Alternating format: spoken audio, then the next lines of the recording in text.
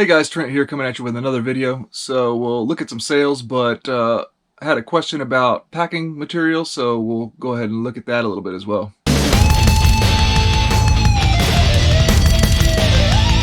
So if you're new to my channel, welcome in. My name is Trent. I'm a part-time reseller on eBay. I do it for fun and profit, and I take you along for the journey, so please hit that subscribe button for more great videos in the future. Yeah, viewer Steve, thanks for all the great questions and everything. Steve was asking me about packing peanuts and bubble wrap. Now, disclaimer, in my videos where I pack my items, I will say that most of the stuff that I get when it comes to packing materials, I happen to get for free. I'm just lucky enough to, actually the place that I work at, they put in their recycle bin a lot of really great boxes, bubble wrap. I work in the electronics industry, and it's a bunch of high-end stuff that gets shipped like constantly in and out of where I work. So they're constantly just throwing out all this really great packing material. So like for example, the bubble wrap I use here, you see it's pink, right? That's actually electrostatic protective bubble wrap. So this is actually made to protect electronics and also prevent it from getting any kind of static electricity charge on it and everything. So obviously, as an eBay seller, if it were to come down to spending money, I wouldn't be doing that, right? Same with these packing peanuts. They're not ESD electrostatic protective, but I mean, I'm not going to be buying these. The only reason I have these is because I happen to get them for free. So Steve's question was actually like, if money's not an issue, what would you go for? You know, the packing peanuts or the bubble wrap? My answer is bubble wrap, and that is because bubble wrap you're going to be able to do a lot more things with. Bubble wrap is probably more cost efficient as well. And when you think about it, you look at the packing peanuts versus the bubble wrap. I mean, the bubble wrap can do what the packing peanuts can, but the packing peanuts can't do what the bubble wrap can. As you can wrap items with this, you know, you can line items. This is only for like a void filler and to provide a little cushion underneath something. So when it comes to getting shipping supplies for yourself, for your business, go and check the dumpsters and the local. I know we can't do it right now, obviously, because of quarantine, but you see all those dumpster dive videos out there. Well, one thing, if you're not dumpster diving for merchandise or just treasures, you can just go and dumpster dive for packing materials when it comes to at least boxes.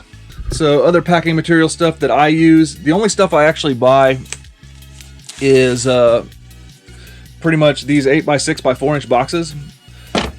Now, eBay's shipping store, whenever you use your eBay shipping coupon, does have these, but they're very rigid, and I like to buy my own mainly because sometimes I want to stuff these into a priority mail padded flat rate envelope. And I have a video on it. I did it a long time ago. You can go back and check that, but I actually give a demonstration where I actually fit one of these 8x6 by 4 inch boxes into this. So, what I was going to say was the ones that eBay provides are much more rigid, so it makes it more difficult, so I like to get my own. And also, I already have plenty of things that I like to get, that I like to use my eBay coupon on already. So what I use my eBay store coupon on whenever I get the shipping supplies from eBay are the mailers. Whenever I run out of them, I get this smaller size. These are pretty good. This is perfect for a DVD. You put a DVD in here and then fold it over only once, and it's like a perfect fit for a DVD. And then otherwise, I got some. Otherwise, sometimes I get these bigger size mailers from eBay. And then the primary number one thing I get with my eBay store coupons is the 16 by 12 by 8 inch box. And I use these for a lot of different things. It's a really great size box. So if money's not an option, Steve and everybody, I would say maybe you get a combination of both. But if you're trying to get the most bang for your buck, I would say get you a bubble wrap roll. I know people buy those on Amazon and stuff, rolls of bubble wrap. For me personally, once again, if I didn't happen to be blessed enough to have a free source of this stuff, I would not be getting it. What I would be using crumpled up newspaper, stuff like that. Because you can make a nice void fill with crumpled up newspaper. Another thing I would use would be, even if even though it's not the best, but when we go back to sourcing at the thrift stores, you know, bag all your items up. Enough of these bags, you collect a lot of these bags as you go out and source at the thrift store. These make nice void filler as well. You can get enough of these and actually pack an item with this stuff. Alright, so Steve's question I'm using to turn into like what I use to ship video, basically. So that is it, basically what I do. I get, of course, the free priority mail supplies, all different kinds of boxes, the padded flat rate envelopes, legal flat rate envelopes. And just in case you don't know what a legal flat rate envelope, this is what it looks like. The dimensions there are 15 by 9.5, so 15 across and 9.5 width. Flat rate envelope. These you can fit a lot of things in for a flat rate. It used to be a really good deal because it used to be like $4.99 to ship with these. That was a few years ago. So you could ship any pair of jeans in the United States for $4.99. It was pretty nice. Now it's about $7, but still sometimes it's a good option. So I picked those up. Of course, priority mail, the padded flat rate envelope is really great. Then I have assorted priority mail boxes here. So the other thing I really buy when it comes to shipping supplies is I buy some of I use just a regular printer still to print my labels, so I buy those sticky printout labels. You can get a couple thousand for maybe $30 or something like that. But you don't really need that. What you really need is tape. Tape is one of the only things you really need to buy, and you can get a case of rolls like this. This tape, these are 110 yard rolls, and I think I paid $30–40 for a case of 36 of them, and that'll last you a long time. Okay, sold these two phones. Somebody bought both of them for a multi-quantity purchase. Not the greatest profit, but these phone cassettes are not the greatest anyways. So total price paid by the customer, $11.95. Should still be a nice first class, so let's check it out.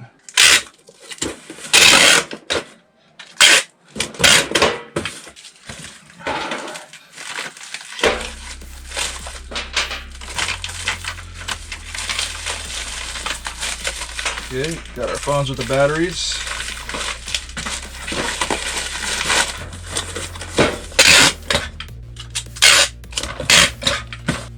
$12 ounces.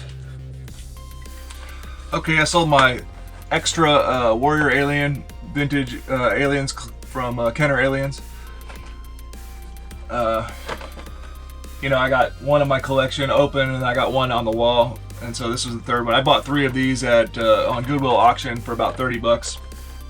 So I kept 2 for my collection, and the third one I sold. Total price paid by the customer, $24.94. Right now it seems like I don't have a really good sized box. Even this box is just not quite perfect. So I'm gonna have to use some padding to make it to where it sits safely, basically. So I'll put a pad there. I guess since I'm doing that, I'll give them a little extra material here.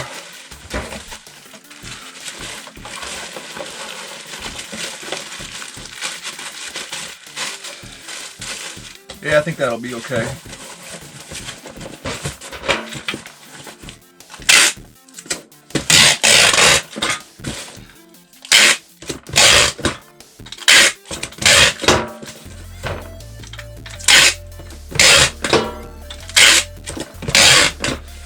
Okay, 14 ounces. Okay, I sold a couple of my media items, sealed media. Very cheap, but I paid less than 10 cents a piece for them. Captain Jack VHS, $4.99, free shipping, or including shipping. And Christmas TV, it's got Long John Silver and Robin Hood on it, $5.29. Alright, and I guess we better get some sustainment going since it's my off days here. Sustainment listings, I mean. So, now it's time to get into these phones like I said I was going to do. I listed this Rockenbach back up that I realized somehow didn't get listed. I don't know why this random rock band mic is sitting here. And oh yeah, I gotta get these figures. I'll be relisting these figures. Or these are some Disney Infinity figures I had. Oh yeah, I need to relist these figures, or list these figures. I had some other figures over here. Where are those guys? Oh yeah, Disney Infinity.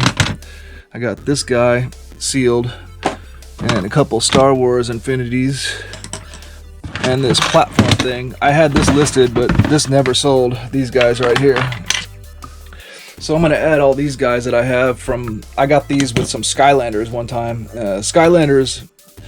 Be careful with Skylanders, unless you can get them for like dirt cheap. Don't buy them. They're not that great of an investment, at least right now.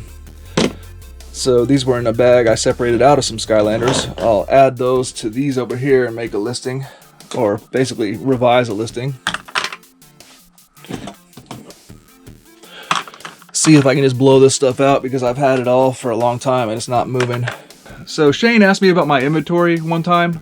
The truth is, you know, I've got a pretty small operation here, so I keep smaller items in this bin set and this bin set here.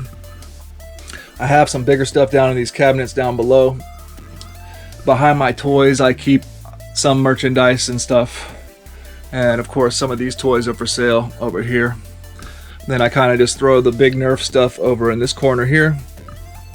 Then I had my Rockenbach telephone stuff is in here. I just throw, whenever I complete a phone set for sale, I throw it in a bag and then I put it in here, and I just know to look for it in there. Then all my Nerf accessory stuff, whenever I make lots, I sort it out here pre-listing, and whenever I actually put a lot together for a listing, I'll put it in a plastic bag and then I'll just stage it over here, or I got a couple of them over here. Then the other side of where you see me film my packaging of sales all the time, I got stuff up here and then another shelf over here. So that's pretty much it. Oh, and over here on this shelf I got some stuff too. So as far as inventory system, I'm really not big enough of an operation to really need it.